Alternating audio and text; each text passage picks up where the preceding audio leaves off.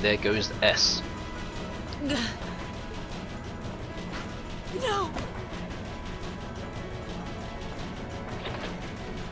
Was that easy to shut down, really? Like a single lever?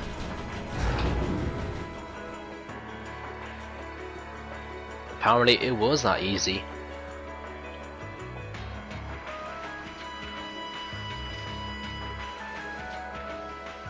Systems deactivated.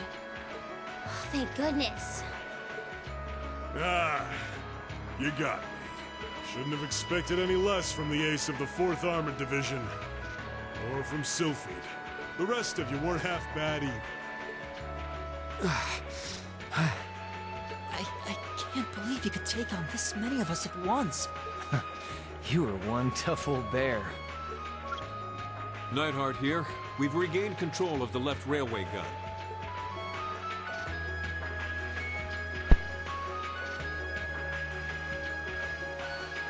We've deactivated the right wing's railway gun over here. Good work. We did it. Oh, thank goodness. My. You can hardly call our crossing paths coincidence at this point. Oh well, no matter. Everything played out just like C said it would, both here and in Crossbell. What are you talking about?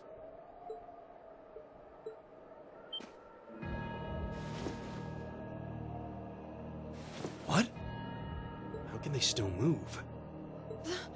We'd completely incapacitated them.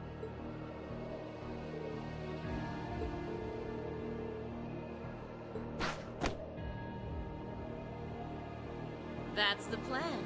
Well, I'll catch you all in the great beyond. What? No! She wouldn't.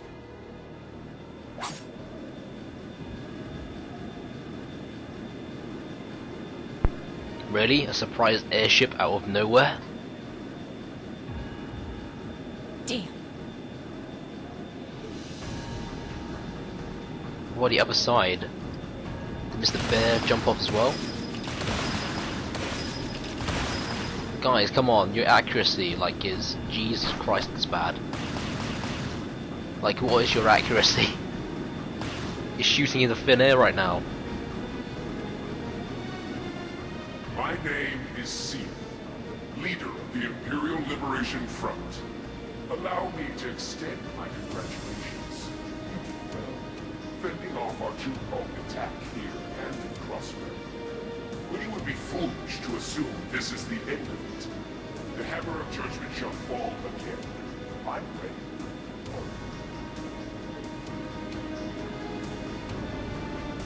We're pretty ready, I would say. If you let me have 2 times at it, two chances at boss battles, then I'll be okay.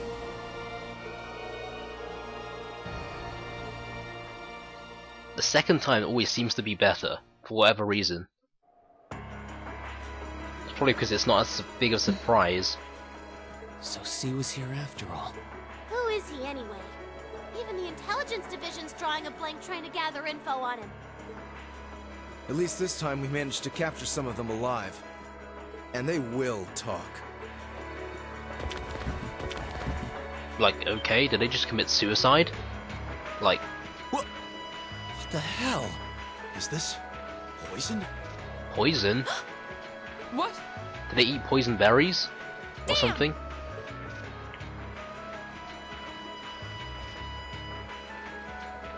Looks like these guys all swallowed neurotoxin capsules. I don't think we're gonna be able to save them. I doubt it'll work, but I'm gonna try to neutralize the poison. Emma! Where did you get the syringe from? You think might help? Give me a hand here. Of course. Like, surprise syringe out of nowhere. Do you think they'll pull through? Not sure, I'd give them 50-50 maybe. Even if we can keep them alive, there's no guarantee they'll regain consciousness. No! Why? Why would they go this far? These are the kinds of people we're dealing with.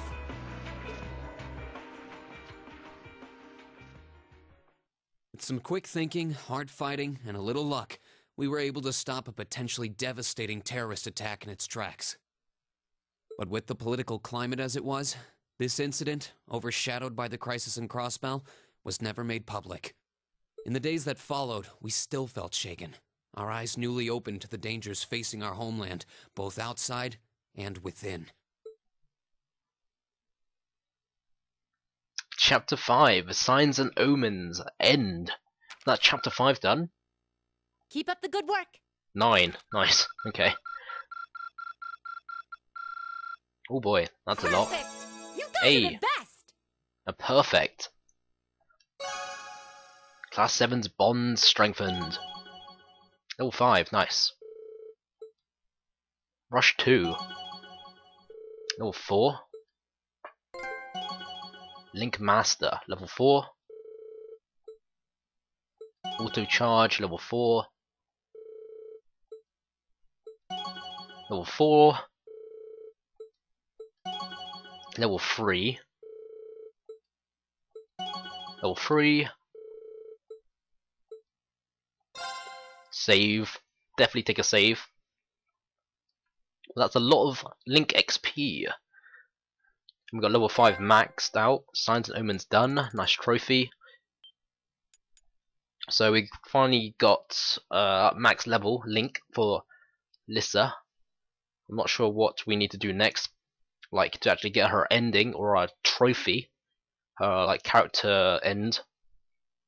But for now, we will stop like doing social links with her and move on to some other people who are on the lower end of the spectrum.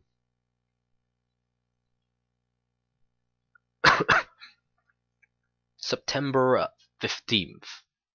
Half a month after the incident at Corellia Fortress, a sense of lingering unease still hung over the Empire.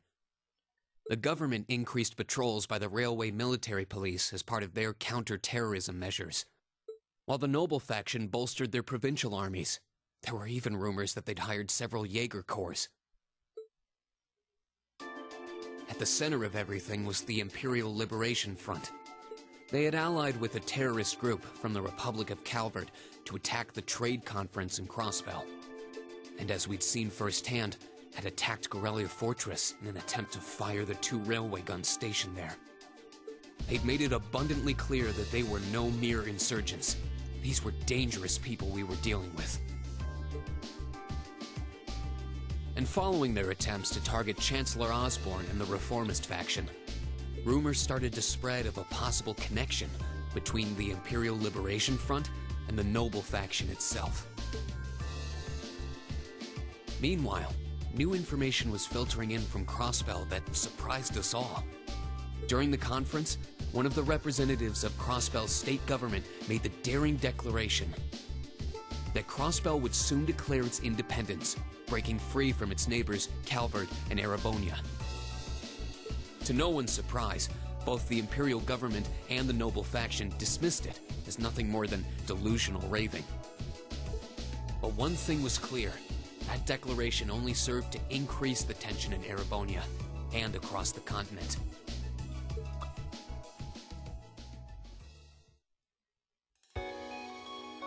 Speaking of independence, the UK has just recently voted to leave the European Union, so, you know, it can be bad, it can be good.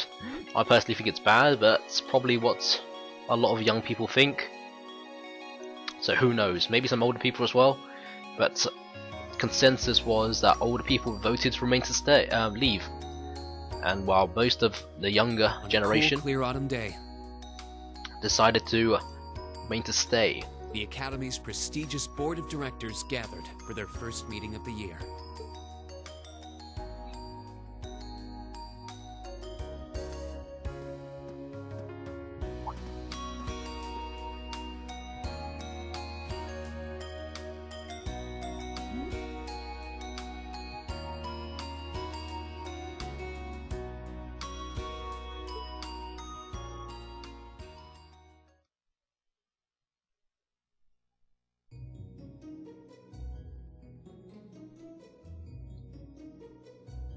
And that concludes my biannual report. Good. Good. It seems the Academy is running like a well-oiled machine. No administrative issues to speak of. Student performance is sitting comfortably above the national average on exams and on general aptitude tests, too. The second-year students seem to be having a banner year as well. The Student Council President, in particular, has built up an outstanding array of extracurricular achievements. Well, she attended last month's trade conference, and from what I hear, she put the professional secretaries to shame. I only wish the conference could have ended on a more positive note. I'll say, the share prices of my company have been on a real roller coaster ride ever since. Undoubtedly, what happened at the trade conference has wreaked havoc on the economy as a whole. But moving on. I couldn't help but notice in the recent exam reports that Class I and II's academic performance seems to be slipping. Perhaps the preferential treatment given to the upper-class students is hindering their scholastic development? Well, students belonging to the nobility are allowed to return home during August to learn more about their family's lands. It's a tradition here, but one I can't help but wonder if we've outgrown the need for in this modern age. If I may, traditions accumulate and hold meaning only so long as they're preserved. Our nation's culture, its arts, its social classes, all are rich with tradition that makes Erebonia what it is, and I believe we have a duty to protect and uphold them. After all, does not this very institution champion the ideals of its founder, Emperor Dreigels? Indeed it does. Though I've always understood Dreigels' intent to be the founding of an academy for the people. Even 200 years ago, when education was seen as the province of the nobility, male commoners were permitted to enroll. Today, we have plenty of young women attending, and the commoners easily outnumber the nobles on campus.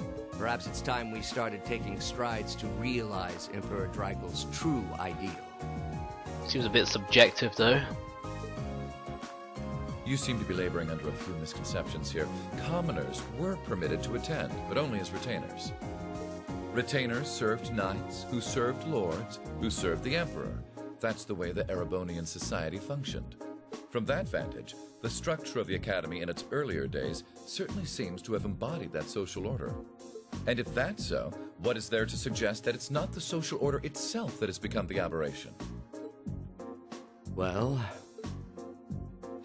For one, if that were the case, it would be far easier for me to see my views put into practice. But I can hardly get a word in edgewise between you two. Well, I'd certainly enjoy a return to the way things were in Dreigels' time, at least in that particular respect. Our apologies, Your Highness. Well, our role here is to consider your views and work toward implementing them. See what I mean? Would you be so kind as to help me out here, Principal? I'm here to moderate this board. It wouldn't do for me to express my position on the issues at hand. That said, I'm sure your passion for reform will triumph in the end, Your Highness. I suppose I should have known better than to look to my old teacher for sympathy. It warms my heart to see such a fine teacher-student relationship. Now, if I may, I'd like to steer this discussion toward a rather timely topic. We've already touched on the issues regarding the Orbal Net and the Orbal Staves, but I'd like to stress again that the adoption of new security measures for the Orbal Net should be a top priority. Well, I'm certainly inclined to agree, but we'll have to rely on the Foundation directly, as things are looking a little shaky with the IBC. You can leave that to me. The other matter I'd like to review is the use of the Orbal Staves and the Arcus units. Or more specifically, we need to talk about how Class VII should operate from here on out. Setting aside the fact that my daughter is a member of Class VII, I think we need to reconsider how the class should be run, in light of what happened at Gorelia Fortress. While it certainly proved an excellent chance to see what the Arcus units are capable of, I have serious doubts about whether we should carry on with these field studies, given the current political climate. It would be difficult to do so, I admit. With the terrorists at large and the problems in Crossbell unresolved, These are uncertain times. At the very least, I believe it may be in the class's best interest to cancel this month's field study. We could always resume them once the terrorists have been arrested and the situation in Crossbell calms down.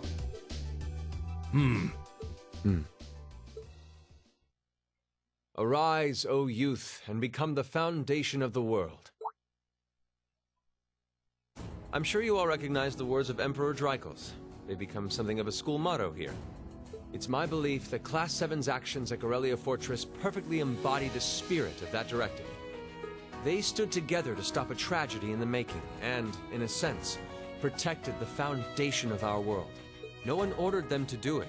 They took action of their own free will, because they knew in their hearts what was right. Some might call it recklessness. Some may think it rash. Some may even venture to call it hubris. However, as chairman of this academy, I'm incredibly proud of what the brave young men and women of Class VII achieved. Your Highness. Troubled times may lay in store for Erebonia, and for the entire continent in the months and years to come. But I believe that makes something like Class VII's field studies all the more significant. The experiences they're having now will help them find the strength and the means to press on through adversity. I can't be the only one who feels this way, can I? They do seem to be showing remarkable growth. That much is true. Although I have no idea how much my daughter is really capable of, immature as she is. I could say the same of my hothead of a son. I do wonder about my brother sometimes. However, it does seem that enrolling at this academy has helped him start breaking out of his shell.